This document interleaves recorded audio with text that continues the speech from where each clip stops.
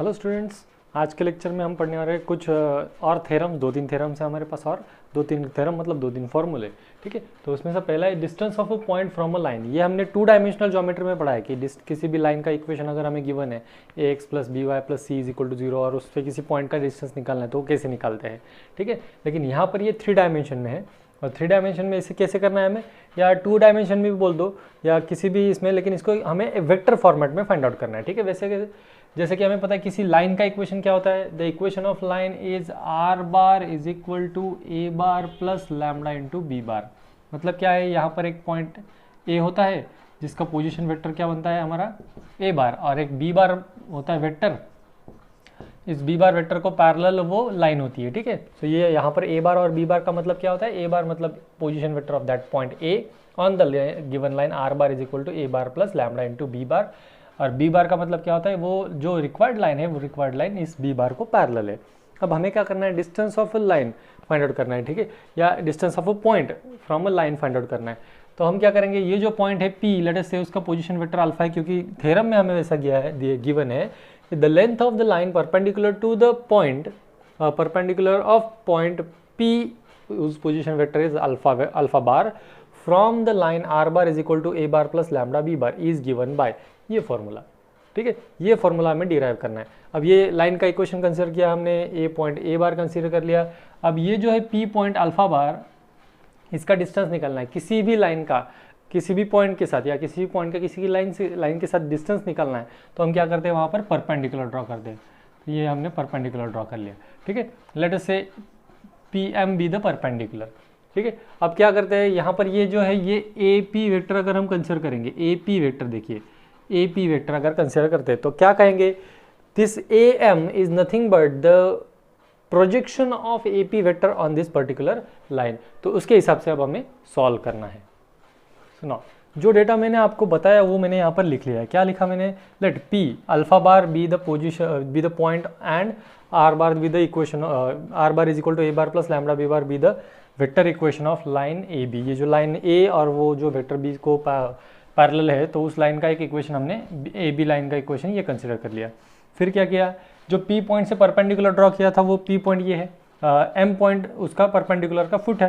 ठीक है, that is the M point be the foot of perpendicular drawn from that point P alpha bar on this line R bar is equal to A bar plus lambda into B bar. अब देखिए, जैसे कि पहले भी मैंने आपको बताया कि ए एम क्या है, it is nothing but the projection of this vector A P on the vector B bar. तो वो भी लिखा, A M bar is the projection of vector A P bar on B bar. We know that if any vector is given, so projection of, suppose we have to find out projection of a bar on b bar, तो क्या होता है, that is equal to a bar dot b bar divided by magnitude of b bar होता है वो। ठीक है, तो सिमिलरली यहाँ पर भी हम क्या करेंगे, a m जो है वो a m उसका प्रोजेक्शन निकालेंगे। तो क्या आएगा, इट इज इक्वल टू किसका है, projection of A P on A B bar. तो ये बनेगा यहाँ पर A P bar dot B bar divided by magnitude of B bar. ठीक है, तो अब देखिए हमें क्या निकालना है, ये ए एम है। ठीक है, ये क्या आया यहाँ पर ए एम। ठीक है, तो यहाँ पर ये projection of A P on B bar मिला हमें, यहाँ पर A P dot B divided by B. अब देखिए यहाँ पर ये हमें क्या मिला, ए एम बार जो वेक्टर है ए एम बार, उसका हमें प्रोजेक्शन मिला, ए पी का प्रोजेक्शन बी बार पे। ठीक है, अब ये क्या हो गया, हम इसको ए एम का साइड का ये जो लेंथ है ये बोल सकते हैं। ठीक है, अब हमें क्या चाहिए, ये पी एम डिस्टेंस चाहिए। अब देखिए ये triangle P M A, in this triangle, ये ट्रायंगल कौन सा बना, in triangle P M A, यहाँ पर लिखता हूँ मैं, in triangle P M A या A M P, angle M is of 90 degree, therefore ये बना right angle triangle. Therefore by Pythagoras theorem, क्या कह सकते हैं हम पाइथागोरस थ्योरम से, therefore by Pythagoras theorem we can say that A P square is equal to A M square plus P M square. लेकिन हमें निकालना क्या है, पी एम, तो इसलिए यहाँ पर मिलेगा हमें P M square is equal to A P square minus A M square.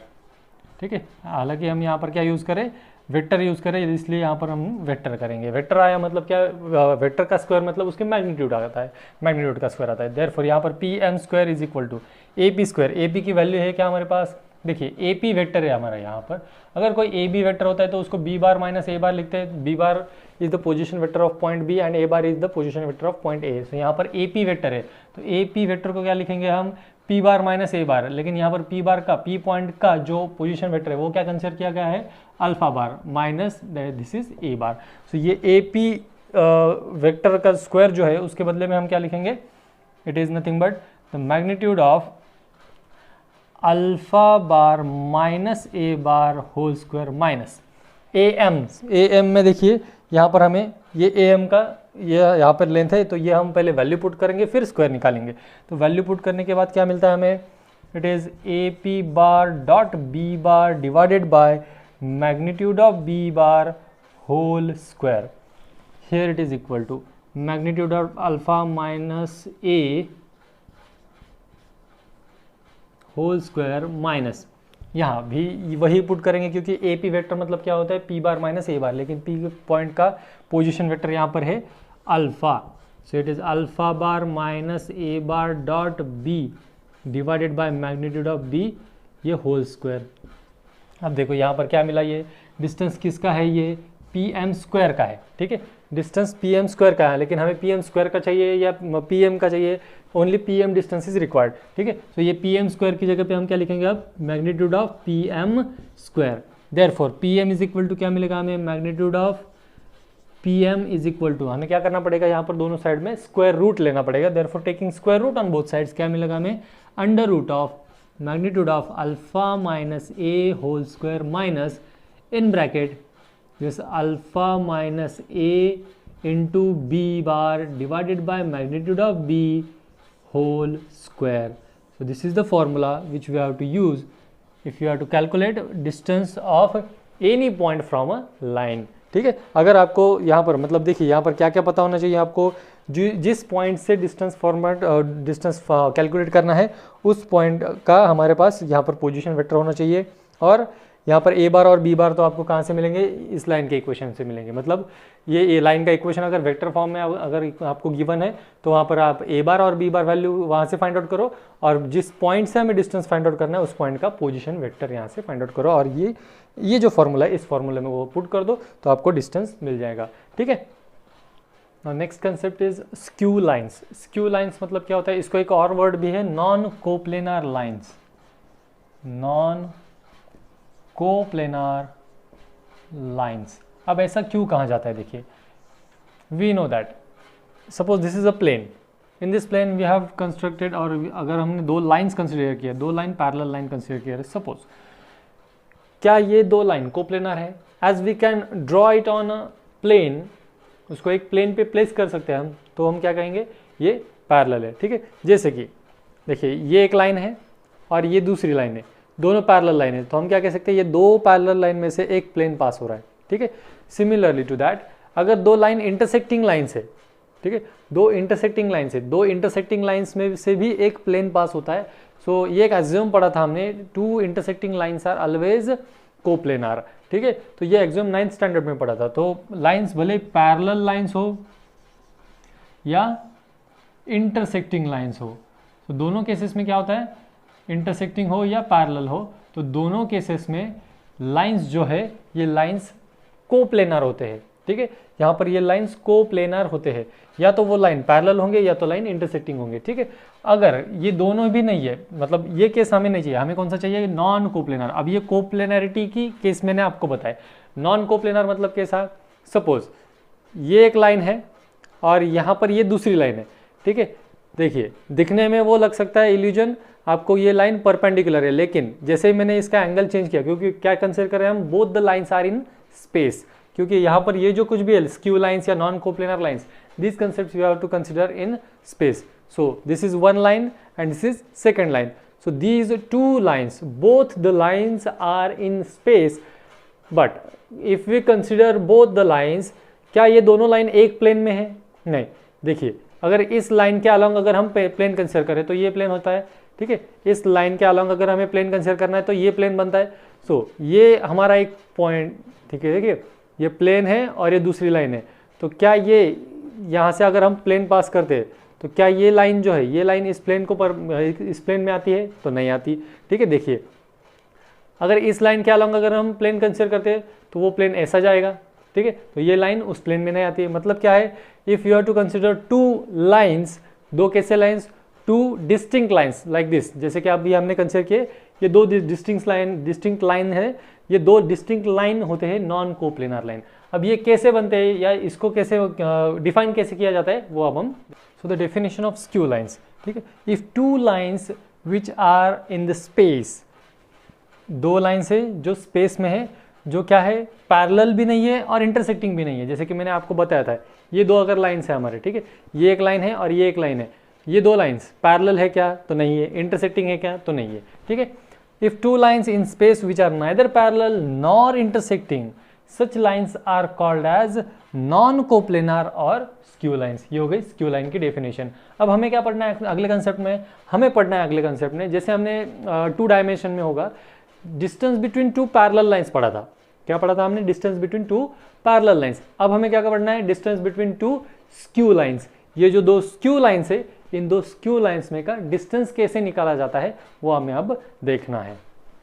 देखिए नेक्स्ट थ्योरम में हमने क्या करना था, हमने फाइंड आउट करना है डिस्टेंस बिटवीन स्क्यू लाइंस, ठीक है। स्क्यू लाइन मतलब क्या, सपोज ये एक लाइन है, ये दूसरी लाइन है, इन दो लाइन में का परपेंडिकुलर डिस्टेंस मतलब डिस्टेंस बिटवीन स्क्यू लाइन हमें फाइंड आउट करना है, ठीक है। तो इस थ्योरम में क्या कहा गया है कि the shortest distance between the lines R bar is equal to a1 bar plus lambda into b1 bar plus r bar is equal to a2 bar plus lambda into b2 bar is given by this formula d is equal to magnitude of a2 minus a1 dot product of b1 cross b2 divided by magnitude of b1 cross b2, ठीक है।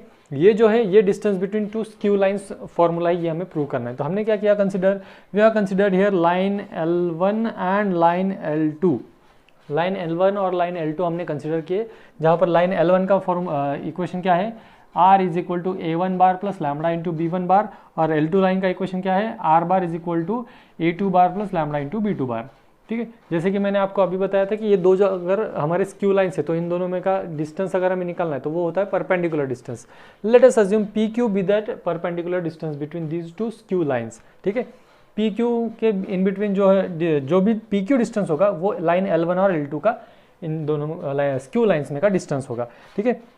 यहाँ पर वही हमने consideration किया है कि L1 and L2 be the 2 skew lines whose equations are, ठीक है, दो उनके इक्वेशंस है, और लाइन L1 जो है वो A1 बार में से जा रही है और लाइन L2 जो है वो A2 बार में से जा रही है, इन दो पॉइंट्स में से जा रही है। And the L1 line the first line which is parallel to B1 vector and second line is parallel to B2 vector. ये कहाँ से पता चलता है हमें, इन इक्वेशन से पता चलता है, ठीक है। तो फर्स्ट इक्वेशन में A1 is nothing but the position vector of point A and B1 bar is nothing but the vector whose the line is parallel, and here also A2 bar be the position vector of point B where the line is passing through, and B2 bar is nothing but the vector whose the given line is parallel, ठीक है। तो यहाँ पर वही लिखा हमने, the line L1 and L2 passes through the points A and B, A1 bar and A2 bar they are position vectors and parallel to B1 bar and B2 bar, these two vectors respectively। अब हमने क्या करना है, अब हमने वो जो distance PQ consider किया है वो डिस्टेंस अब हम लिखते हैं PQ be the shortest distance between 2 lines L1 and L2, ठीक है। जो L1 और L2 दो लाइन हमने कंसिडर किए थे उसमें का जो परपेंडिकुलर शॉर्टेस्ट डिस्टेंस है वो PQ कंसिडर किया।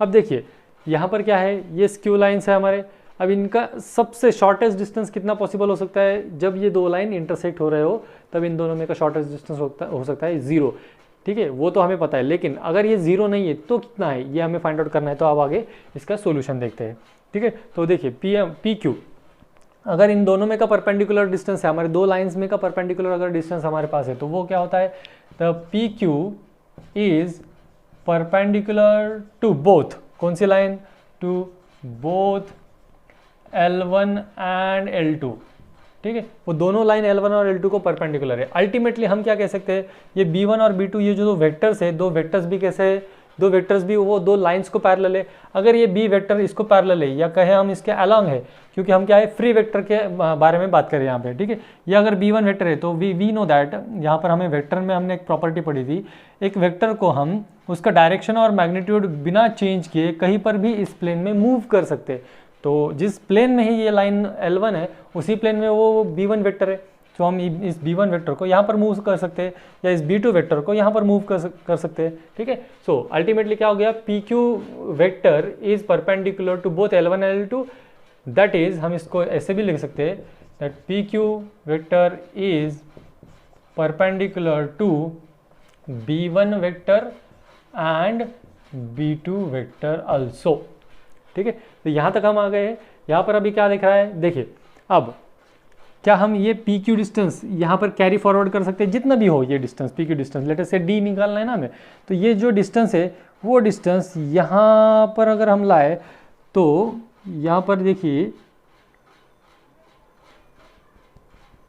यहाँ तक ये डिस्टेंस ऐसे आएगा, ठीक है। तो ये पी क्यू डिस्टेंस हो गया, ठीक है। तो पी क्यू डिस्टेंस को हमने यहाँ पर कैरी फॉरवर्ड किया from point A to let us say any other point, ठीक है। तो क्या हो जाएगा, यहाँ पर एक डायग्राम क्रिएट हो जाएगी, दैट इज द ट्राइंगल, ठीक है। तो हम क्या करेंगे अब, अगर ये समझ में नहीं आया तो डायरेक्टली क्या करना है, ए बी का जो भी प्रोजेक्शन है, projection of vector A B हमें पी क्यू पे लेना है ना।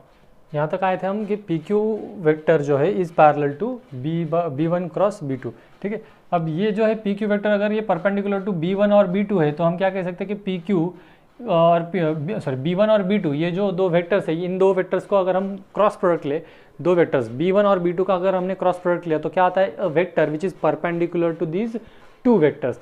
तो ये b1 क्रॉस b2 अगर हम लेते तो उसको परपेंडिकुलर एक वेक्टर आएगा, दैट मीन्स व्हाट, ये जो b1 क्रॉस b2 है इसका अगर क्रॉस प्रोडक्ट हम लेते तो ये b1 क्रॉस b2 को एक पी क्यू प्रोडक्ट भी, एक जो उसका रिजल्टेंट वेक्टर होता है, जो रिजल्टेंट वेक्टर वो पी क्यू को पैरेलल हो सकता है। सो b1 क्रॉस b2 ये वेक्टर्स जो है ये पी क्यू को पैरेलल है, ऐसा हमने कंसिडर किया, ठीक है। सो कैसे किया हमने, वो सपोज लेट अस कंसिडर ये b1 है और ये b2 वेक्टर है, तो इसको परपेंडिकुलर एक वेक्टर होता है, सो इस वेक्टर को पैरेलल हमारा पी क्यू वेक्टर है, ऐसा हमने कंसिडर कर लिया, ठीक है। So P Q is parallel to b1 cross b2। Now अब देखिए हमें क्या करना है, हमें यहाँ पर ये पी क्यू वेक्टर का वेक्टर निकालना है, या उसको हम कहिए उसका मैग्नीट्यूड निकालना है। तो सबसे पहले तो क्या करना पड़ेगा, उसका वेक्टर निकालना पड़ेगा, ठीक है, क्योंकि डिस्टेंस निकालना है मतलब क्या है, हमें उसका मैग्नीट्यूड ही निकालना है अल्टीमेटली, ठीक है।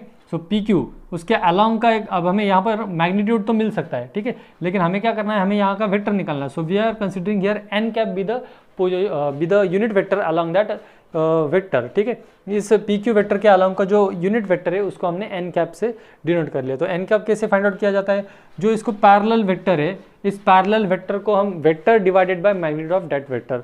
सो b1 क्रॉस b2 ये एक वेक्टर हो गया, उसको पैरेलल जो था, और इसका मैग्नीट्यूड मतलब क्या आएगा, magnitude of b1 cross b2।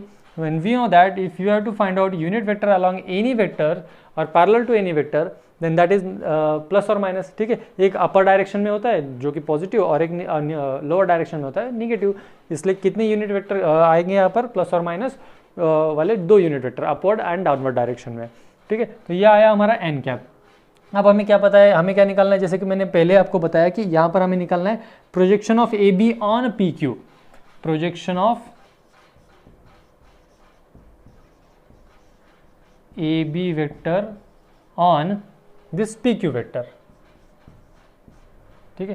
Projection of A B on P Q vector क्या आएगा, देखिए we know that projection of any vector, इस वेक्टर का इस वेक्टर पे अगर प्रोजेक्शन निकालना है, या किसी भी वेक्टर का किसी भी वेक्टर पे अगर हमें प्रोजेक्शन निकालना है, तो ये एक ए वेक्टर है और ये बी वेक्टर है, तो projection of A vector on B vector अगर हमें निकालना है तो हम क्या करते हैं, A dot B divided by magnitude of B bar. अब यहाँ पर पी क्यू के अलोंग का वेक्टर कौन सा पता है, हमें यूनिट वेक्टर पता है, तो क्या इसको हम ऐसे लिख सकते हैं क्या, it is nothing but A B bar dot ये N cap divided by, N cap is nothing but what, it is nothing but unit vector, उसका मैग्नीट्यूड कितना आता है 1, यहाँ पर मैंने इसको 1 लिख दिया, ठीक है। यहाँ पर हमारे पास एन कैप की वैल्यू है, ठीक है, तो एन कैप की वो वैल्यू हम यहाँ पर पुट कर देते हैं, तो क्या मिलेगा, so projection of A B on P Q which is equal to, देखिए क्या मिलेगा, ये यहाँ पर हम वैल्यू लिख देते हैं, तो ये ए बी बार को हम क्या लिख सकते हैं, A B bar minus A bar, but यहाँ पर बी वेक्टर का पोजीशन वेक्टर क्या है, बी पॉइंट का पोजीशन वेक्टर है a2 और ए पॉइंट का पोजीशन वेक्टर है a1,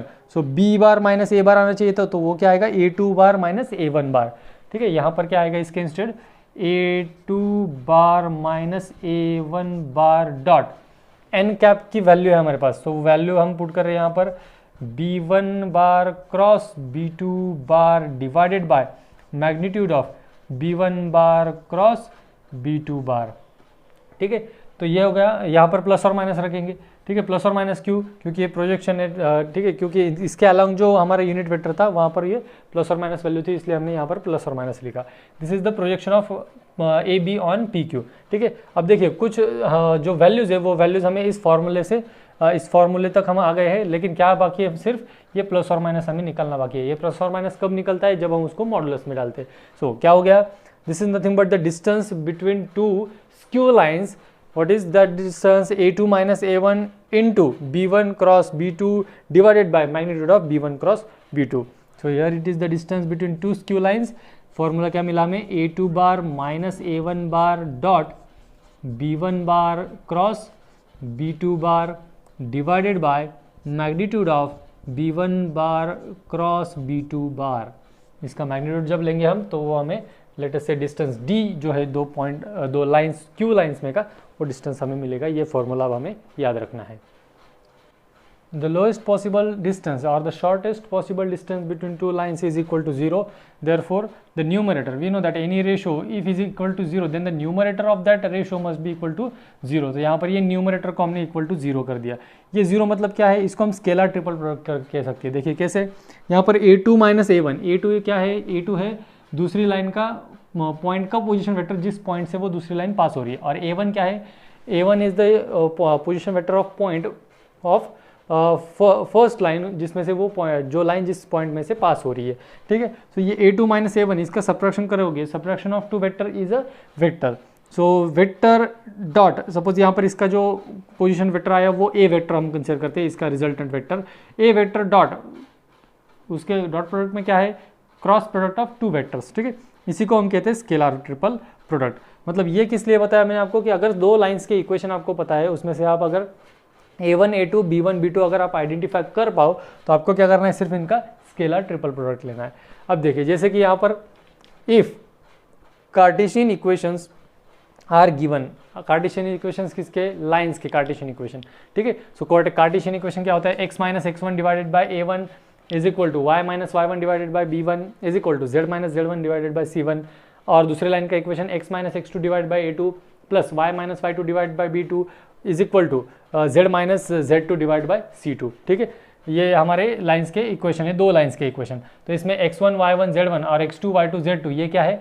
x1 y1 z1 are the coordinates of first line पे जो फर्स्ट पॉइंट है उस पहले पॉइंट का है, और x2 y2 z2 क्या है? ये दूसरे लाइन का जो पॉइंट है उसका हम कोऑर्डिनेट्स कह सकते हैं। तो यहाँ पर अगर x1 y1 z1 और x2 y2 z2 अगर ये कोऑर्डिनेट्स है तो उसके हिसाब से यहाँ पर देखिए इसका स्केलर ट्रिपल प्रोडक्ट क्या आएगा? यहाँ पर हम लिखते हैं सबसे पहले ये जो A2 माइनस A1 है, तो A2 माइनस A1 के जो कोएफिशिएंट्स रहेंगे with respect to I, J and K, उनके कोएफिशिएंट्स अगर यहाँ पर हमने A वेक्टर कंसिडर किया है तो A, फिर यहाँ पर कंसिडर करेंगे B एंड C लेटेस्ट से। ठीक है, और ये B1 क्रॉस B2 है, तो यहाँ पर B1 के जो भी आपके x1, y1 and z1 coordinates रहेंगे, उसके कोएफिशिएंट्स रहेंगे या स्केलर उसके मल्टीपल में, और b2 के x2, y2 एंड z2। ठीक है, अब यहाँ पर आपको क्या करना है? ये स्केलर ट्रिपल प्रोडक्ट होता है। अब हमें यहाँ पर क्या करना है? हमें यहाँ पर स्केलर ट्रिपल प्रोडक्ट चाहिए इस डिस्टेंस में। ठीक है, जहाँ पर हमें x1 उसका कोऑर्डिनेट क्या है? x1, y1, z1 और दूसरा पॉइंट का कोऑर्डिनेट मिला हमें x2, y2, z2। तो हमें A2 माइनस A1 करना है। A2 माइनस A1 मतलब जो यहाँ पर A1 A2 थे वो पोजीशन वेक्टर ऑफ पॉइंट थे, यहाँ पर हमें उसके कोऑर्डिनेट्स का करना पड़ेगा। तो x2 minus x1, x2 minus x1, I का कोएफिशिएंट आएगा x2 माइनस x1, J का कोएफिशिएंट आएगा y2 minus y1 and K का कोएफिशिएंट आएगा z2 माइनस z1।